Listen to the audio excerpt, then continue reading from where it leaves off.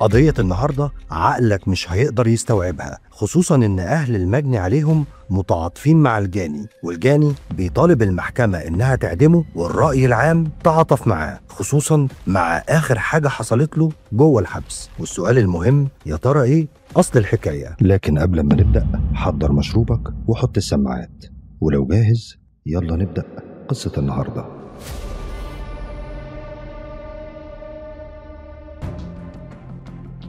قضية النهاردة من محافظة القاهرة، وتحديدا منطقة النزهة في حي مصر الجديدة، والقضية دي تعتبر من أكبر القضايا اللي حصلت في تاريخ مصر. بس الغريب زي ما قلت في البداية إن الناس بدل ما تكون متعاطفة مع الضحية، فالعكس هو اللي حصل، وكانوا متعاطفين مع الجاني. بس في الأول وكالعادة خليك فاكر إن بسرد عليك الأحداث بأدق تفاصيلها عشان أعيشك كل لحظة فيها، وإن الغرض مش الإطالة.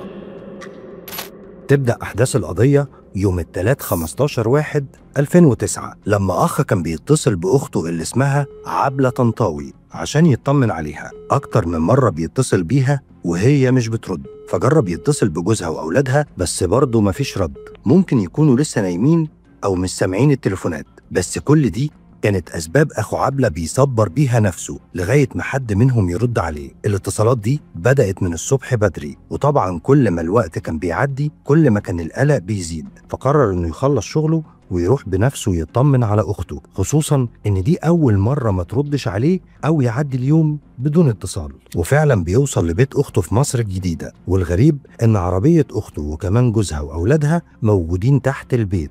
طلع لشقة أخته وخبط على الباب، بس مفيش صوت ولا حد بيفتح، وبيتصل على موبايلاتهم اللي بترن جوه الشقة وسمع صوتها وبرضه بدون استجابة. فنزل لبواب العمارة وقال له إنه مش عارف يوصل لأخته ولا لجوزها، فبالتالي طلعوا هما الاتنين وبمساعدة الجيران كسروا باب الشقة، ولما دخلوا شافوا منظر عمرهم ما كانوا يتخيلوه. أخو عبلة أول ما دخل لقى أخته وجوزها وأولادهم ميتين وغرقانين في بركة حمراء، وفي وسط المشهد ده وقدامه 4 جسامين انتهت حياتهم في صوت صدر من حد فيهم، يعني في أمل إن حد منهم ممكن يكون عايش، حد يقول ويفسر إيه اللي حصل أو حتى مين الفاعل. وطبعا أول حاجة عملها أخو عبلة إنه طلب الشرطة والإسعاف عشان تلحق الشخص اللي لسه بيتنفس وعايش، لأن هو الوحيد اللي هيحل اللغز.